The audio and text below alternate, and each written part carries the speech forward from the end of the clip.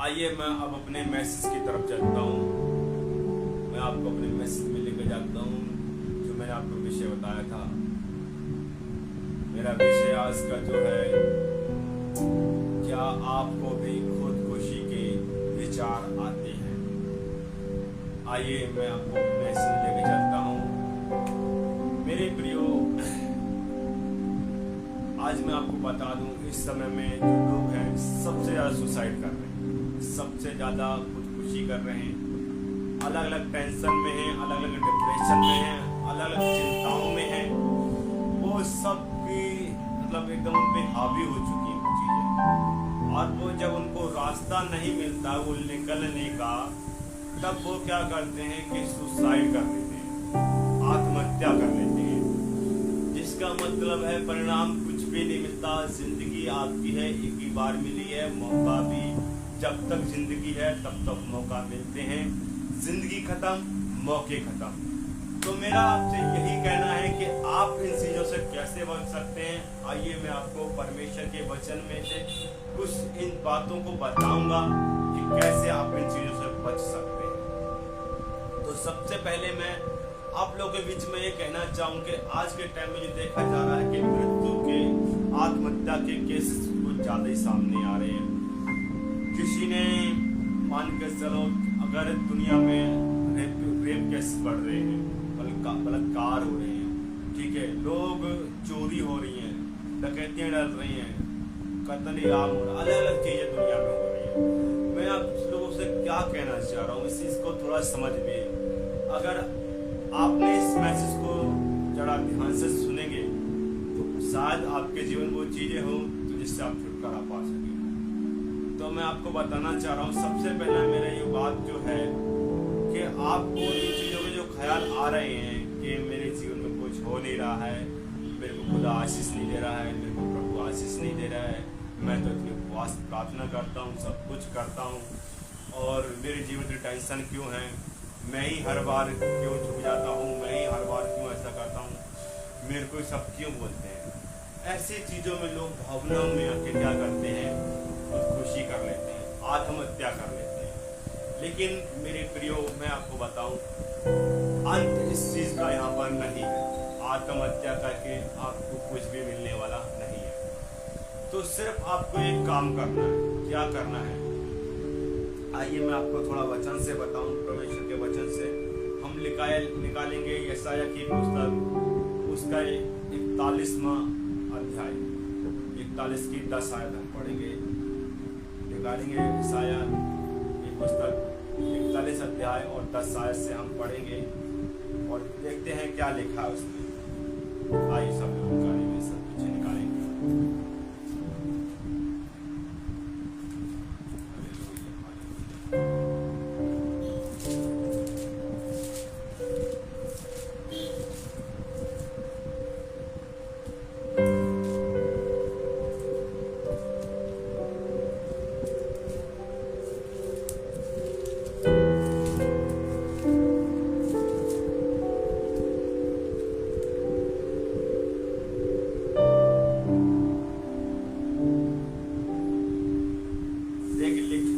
पढ़ते वचन को लिखा है, मत डर, मैं तेरे, क्योंकि मैं तेरे संग संग हूँ। इधर उधर मत ताक, क्योंकि मैं तेरा परमेश्वर हूँ। मैं तुझे दृढ़ करूंगा और तेरी सहायता करूंगा, और अपने धर्ममय दाहिने हाथ से मैं तुझे संभाले रहूंगा। Hallelujah, hallelujah. आइए हम परमेश्वर वचन में हमने जैसे पढ़ा अभी, तो मैं क्या बताना चाह रहा हूँ मेरे प्रियो, मेरे परमेश्वर के लोगों, मैं आप लोगों से यही कहना चाह रहा हूँ कि अगर आपकी जिंदगी में ऐसे कोई थॉट आ रहे हैं, ऐसे कोई विचार आ रहे हैं, तो देखिए परमेश्वर के वचन को पढ़िए। परमेश्वर वचन क्या इस चीज को साफ साफ बोल रहा है? क्या मैंने तुझे ताकत नहीं दी? क्या मैं तुझसे वादा नहीं किया कि मैं तेरी संग संग रहूंगा? क्या मैंने तुझको नहीं बोला कि उधर उधर मत ताक, मैं तेरा परमेश्वर हूँ? मेरे प्रियो, जितनी आपकी ज्यादा परीक्षा होगी उतने ही ज्यादा आप सक्सेसफुल की ओर बढ़ रहे हैं परमेश्वर में। आप परमेश्वर को उतने ही ज्यादा गहराई से जानेंगे।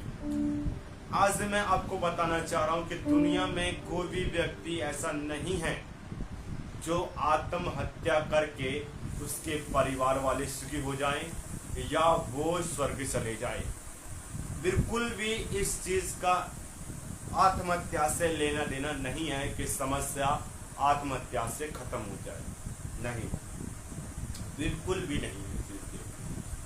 मैं सिर्फ आपसे एक ही बात कहना मांगता हूं कि आज के टाइम में देखा जा रहा है, लोग किसी गर्लफ्रेंड किसी को छोड़ जाए, बेचारे का दिल टूट गया, हाय मैनू क्यों छोड़ के चली गई, मैंने तेरे नाल कितना किया, मैं तेरे नाल कितना कर रहा हूँ, है मैं, तूने मेरा सब कुछ मेरे को बर्बाद कर दिया, मैंने तेरे लिए क्या क्या नहीं किया, मैंने तेरे लिए सब कुछ किया, मैंने तेरे लिए घर वालों को छोड़ दिया, ये कर दिया वो कर दिया है।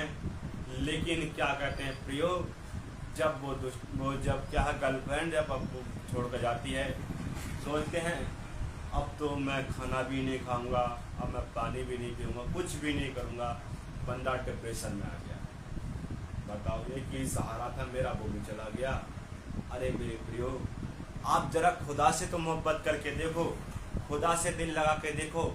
वो कहता है कि मैं तुझे ना कभी छोड़ूंगा और ना कभी त्यागूंगा, उसका साफ साफ वादा है ये आपसे, है ना।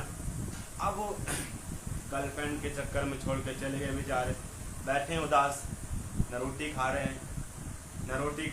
हैं, ना पानी पी रहे हैं। अरे भैया, रोटी पानी तुम्हारा क्या बिगाड़ा है?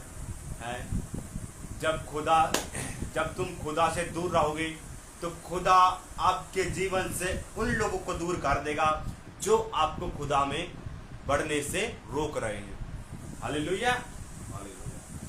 तो आज मैं यही चीज बोलना चाहता हूं आपसे कि खुद खुशी किसी भी समस्या का समाधान नहीं है। आज आपके जीवन में हो सकता है, सबके जीवन में अलग अलग टेंशन है, अलग अलग परेशानियां है। कोई बेचारा गरीबी से परेशान है, तो कोई अमीरी से परेशान है, किसी का बहुत दौलत है, मैं कैसे संभालूं उसको, किसी का उतना भी नहीं है कि मैं 2 वक्त का खाना कैसे खाऊं, किसी के पास इतना ही है कि वो 2 वक्त खाना ही खा जा रहा है, खुदा मुझको तूने और क्यों ना दी है। कोई ज़्यादा परेशान है, अलग अलग चीज़ें लोगों के जीवन में, अलग अलग आशीषें हैं। आइए, हमें चीज़ों को समझने की थोड़ा ज़रूरत है, हम उनको एक एक करके उन चीज़ों को समझ सकते हैं। आइए, तो देखो, सबसे पहले मैं आपको बताना चाहूँगा कि आत्महत्या बिल्कुल भी ना करें इस चीज़ को लेके कि मेरे जीवन में परेशानियाँ क्यों हैं, मेरे जीवन में कठिनाइयाँ क्यों हैं। ये एक हमारी जीवन यात्रा है, चाहे हम इसको हंस के गुजारें चाहे रो के गुजारें, ठीक है। अगर आप मर गए तो आप कहीं के नहीं रहेंगे, परिवार आपके दुखी, ठीक है, आप भी दुखी, आप खुद दुखी, मरे लोगों को दुखी कर गए, ठीक है। अब इसके बाद क्या होगा, आप दुखी ना हो बल्कि परमेश्वर में आनंद करें। The joy is my strength of my Lord। मैं आपको एक ही चीज कहना मांगता हूं यहाँ पर कि सबसे पहले अपने जीवन को परमेश्वर को दें, उसके हाथों में दे दें और कहें, प्रभु कि अब इस जीवन को तू ले ले, अब तू मुझको बना, तू मुझको उठा। मैं रियल मानता हूँ प्रभु, मैं, ये मेरा विश्वास है, ये मेरा अनुभव है, परमेश्वर एक दिन आपको उस मुकाम पे ले जाएगा जिसकी कोई सीमा नहीं है।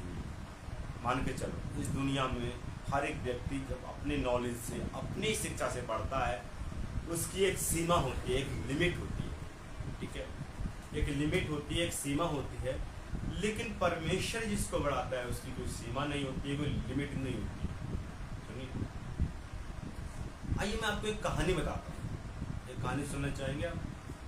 सुनिए, ये कहानी है उन 2 दोस्तों की जिनको हॉस्पिटल में उनकी मुलाकात हुई थी।